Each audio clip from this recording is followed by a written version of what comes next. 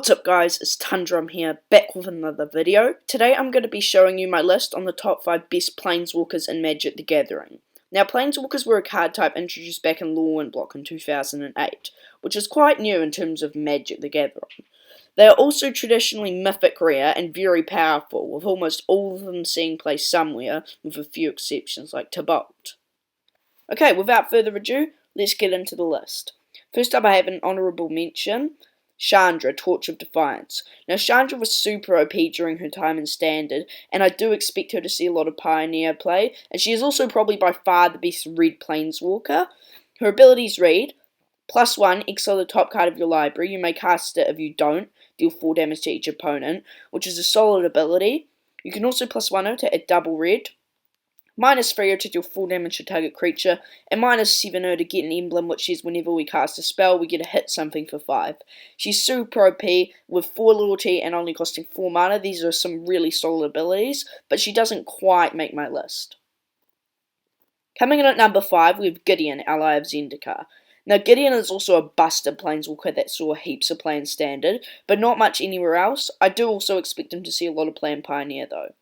He's 4 mana and 4 loyalty, and he reads, you can +1 him to turn himself into a 5/5 indestructible human soldier until end of turn, which is already a really good ability. You can 0 him to create a 2/2 white ally, which is also an insane ability, and you can -4 him to get an emblem with all your creatures get +1/+1.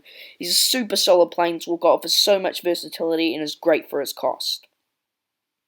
Coming in at number 4, we have the newest Planeswalker on this list, Oko, Thief of Crowns. Now Oko's a super solid Simic Planeswalker from Throne of Eldraine. He costs 3 mana and he has 4 loyalty. He has a +2, which is create a food token, which is an artifact that you can pay to, tap it, and sack it to gain free life. You can +1 him to turn target artifact or creature into a 3/3. This shuts down all your enemies' massive threats and can turn your foods and useless creatures into 3/3s. Super solid ability. And he has a -5 that says you may exchange target control of target creature or artifact you control with target creature and opponent controls with power 3 or less.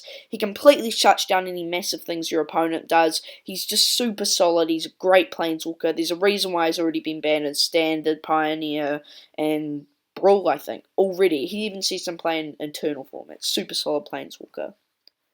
Next up with number 3, I kind of cheated. I put it like a two-way tie. We've got Liliana of the Veil and Liliana the Last Hope. Now these two Planeswalkers are both kind of similar, and they both see play, they're both the same Planeswalker of course as well, and they both see play in very similar decks and situations, so I decided to put them as a tie. Liliana of the Veil, super OP Planeswalker. A lot of people have a debate that she is the best Planeswalker.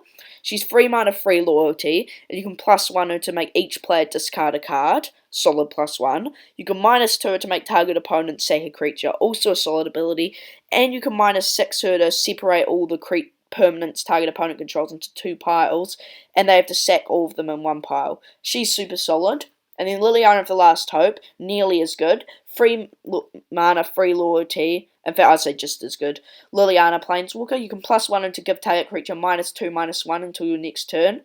You can -2 her to mill yourself for 2, and then return target creature card from your graveyard to your hand. And you can -7 her to get an emblem, which is at your end step you get 2/2/2 zombies, and then an additional zombie for each zombie you control. They're both super solid Planeswalkers. I reckon Liliana the Last Hope will see lots of play in Pioneer. Liliana of the Veil is super solid, and yeah, they're both insane cards.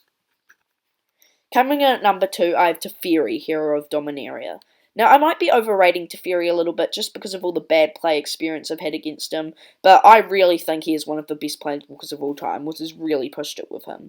He's a 5 mana 4 loyalty Planeswalker Teferi, and he says you can +1 him to draw a card, and at the beginning of your next instant you untap 2 target lands. This is super solid in control. You can also -3 him to tuck target creature, so put it into his opponent's library, third from the top, so this removes something for a good solid period of time, and when they get it back they kind of have to skip a draw and pay its mana cost again.